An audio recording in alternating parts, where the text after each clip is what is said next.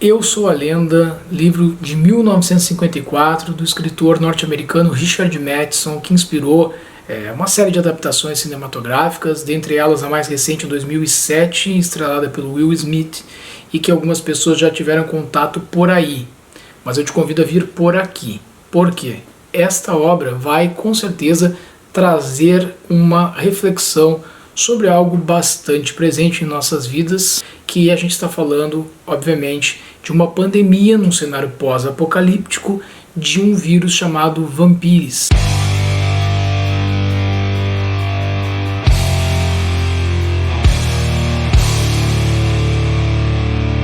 Aqui essa disseminação se dá num contexto, é pensada essa disseminação num contexto em que o autor vivia a Guerra Fria. Então era muito presente uma ameaça de uma guerra nuclear. E aquelas armas de destruição em massa, principalmente armas químicas e biológicas, o uso desses elementos era muito recorrente já de outras épocas, mas que se tornava cada vez mais algo que deixava um suspense, um medo, um terror pairando pelo ar do que poderia acontecer com o mundo a partir do uso indiscriminado dessas armas químicas. E aqui ele vai trabalhar muito bem isso, porque todas as suposições, as teorias que o autor se debruça para tentar explicar a disseminação desse vírus que acometia tanto pessoas que já estavam mortas antes da disseminação do vírus, que ressurgiam, que retornavam à vida num estado débil, de torpor, uma espécie de zumbis vampiros que retornavam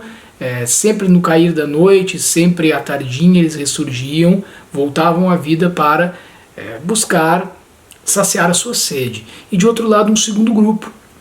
também de vampiros, também de mortos-vivos, mas que estavam vivos quando da disseminação do vírus e que passaram a ter uma relação diferente com essa sua adaptação ao vírus no seu organismo, ou seja, elas tinham uma reflexão, uma capacidade de interagir com essas circunstâncias muito diferente daqueles que ressurgiram dos mortos a partir da contaminação. Eles conseguiam falar, pensar, esses que estavam vivos quando foram contaminados e aí morreram e ressurgiram nessa nova espécie de uma adaptação de si mesmos, digamos assim.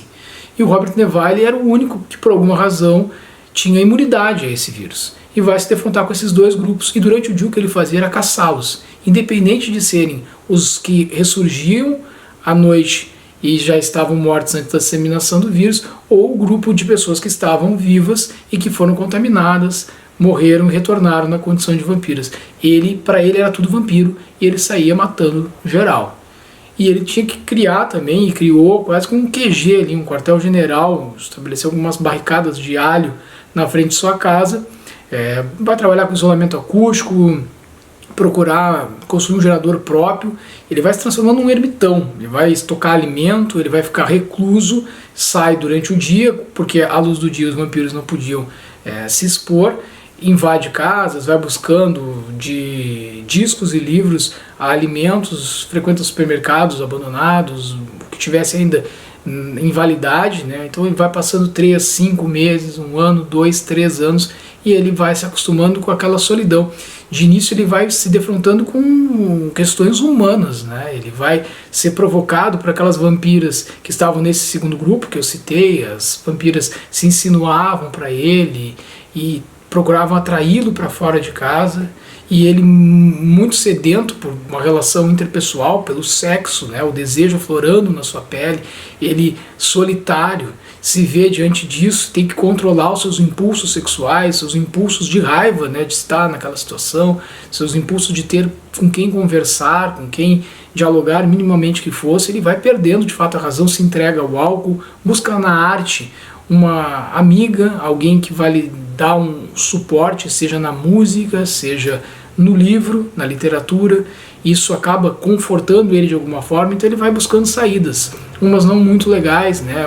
O álcool em excesso, outras que lhe davam um suporte muito mais saudável, né? Que é a literatura e também a música clássica no caso dele aqui. E não é à toa que o Stephen King escreve o prefácio dessa obra, na editora Aleph. A gente tem o texto do Stephen King dizendo que o Richard Matheson de fato foi uma inspiração para ele, principalmente essa obra, e aqui a gente vê uma série de características dos livros do Stephen King, da narrativa do Stephen King, presentes na narrativa deste autor. Aqui a narrativa se dá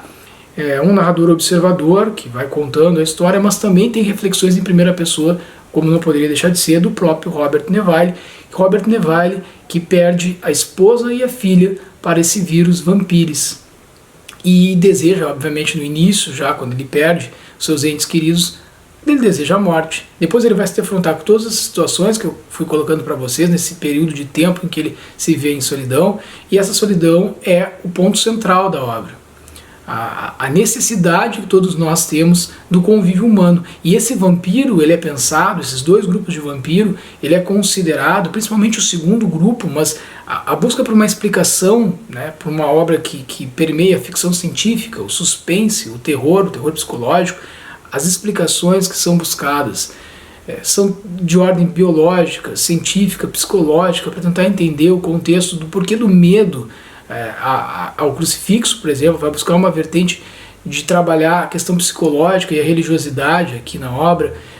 O alho, porque ele funcionava tão bem, e aí vai buscar também elementos da própria constituição deste alimento, vai buscar também refletir, explicar um pouco da relação com o espelho, um pouco da relação do vampiro, esse mito que se criou no entorno do vampiro, com o uso da estaca, como é que poderia tirar a vida desses seres, e também para como que se deu essa disseminação, o sentimento de estar só, mesmo em meio a uma multidão, em um cenário de caos e que tu não sabe do que está por vir, o que pode acontecer. E para saber o que está por vir, o que pode acontecer, o que aconteceu com Robert Neville, que tinha uma grande esperança de encontrar alguém como ele, será que encontrou, que também fosse imune ao vírus, porque não era possível que só ele fosse imune a esse vírus, e por que ele era imune a esse vírus, tudo isso ele vai correr atrás de explicação, o que mantém ele vivo, e eles são essa esperança de encontrar uma outra pessoa como ele, e a busca dele, ele ter se agarrado ao conhecimento, a querer aprender, a entender mais essas questões, e também a arte, a cultura,